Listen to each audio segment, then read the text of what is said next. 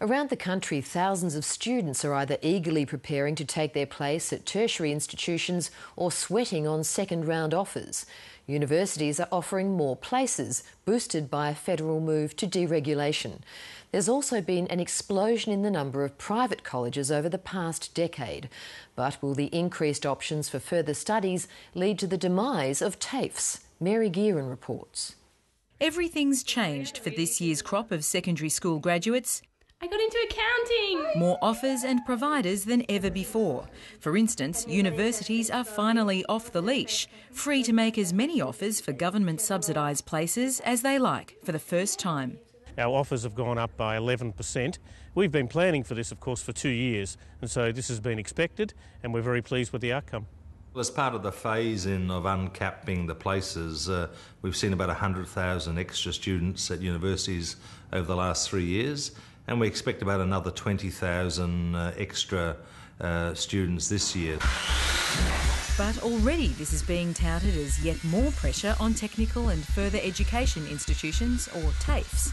Already hit hard by a 20% decrease in foreign students' applications to study in Australia, they're preparing for bad news once their numbers are finalised in March. There is some threat through the open enrolment, open marketisation occurring in the university sector. Head of the Victorian TAFE Association, David Williams, says he applauds more choice for students, but there are limits. Whereas students who aren't capable at this stage of being independent learners and sitting in lectures of 100, 200, 300, in some cases 500 people, and operating as independent learners, it's actually setting them up for dropout or failure in the longer term. We see our role at La Trobe University as providing opportunities for students, and particularly for students who mightn't have, or young people who mightn't have considered a university education in the past. The major advantage of an increase in offers is we can now provide those people with an opportunity to come to university and really transform their lives.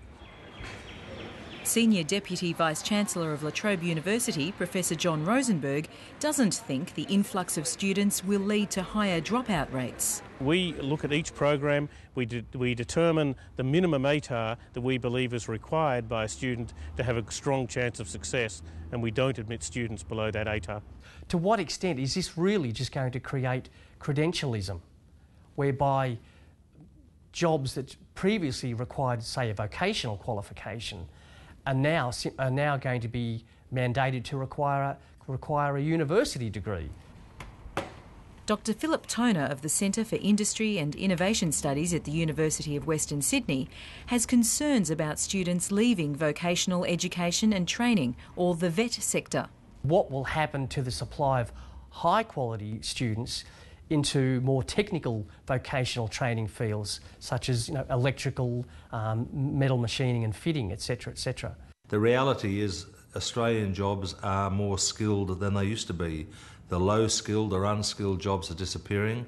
We're going to need more VET graduates and we're going to need more university graduates, and both sectors should grow strongly in coming years.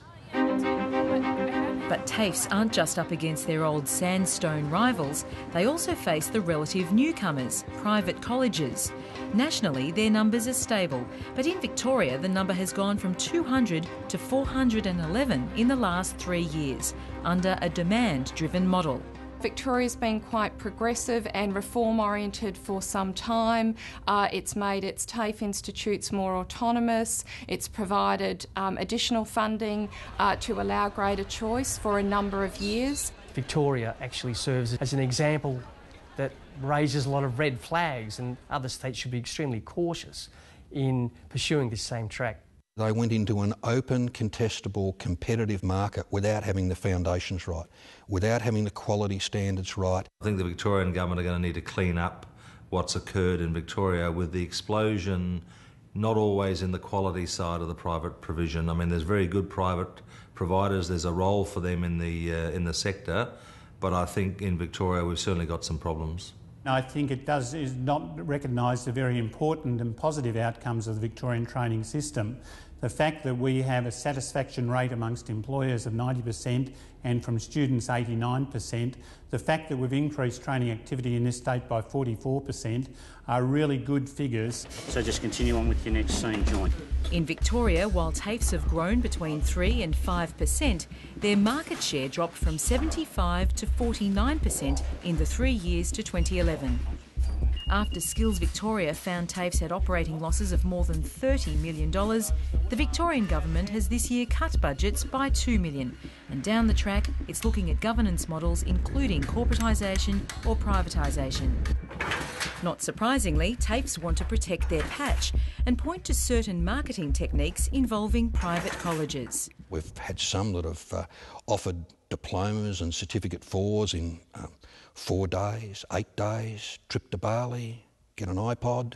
Much of it is shonky, much of it is a waste of money, and it's also, probably more importantly from the student's perspective, a real wasted opportunity. Claire Field heads up the Australian Council for Private Education and Training, representing the 20% of private institutions that make 80% of the sector's revenue. She says there are just a small number of bad eggs in the industry, and TAFEs need to start looking at their own product. What you're seeing is when you offer people a place, increasingly they're looking for a non-TAFE alternative. And they're not looking for it because there's an iPad or a trip to Bali. They're looking at it because increasingly the private sector and the not-for-profit sector can put a range of student support services around the student. For some students, TAFE is a big and scary place. There are a range of things that the TAFE sector do well, but they don't necessarily do them consistently well. Small business owner Maureen Farala says she was sold short by a private operator. She signed up for a Certificate 2 course in business done over 30 hours versus 300 at TAFEs, and she got very little for her government subsidy that she can't claim again. The only thing I really got out of it was how to use an Excel spreadsheet properly. I was very disappointed, and to find out that now if I do another course that I'm up for thousands of dollars to get to where I need to be. While there's certainly some issues of quality that need to be addressed, and I make no apology for that, we are strengthening some of those provisions to address matters of quality. Overall, we should be proud of a system which I think is of a very fine quality overall. Maureen Farala was also attracted to the course by a $300 Safeway voucher, echoing the marketing strategy of other providers. Claire Field says while students should be wary of such incentives, short courses need not be bad quality. But she, along with the TAFEs, would like to see more information for students to do their homework.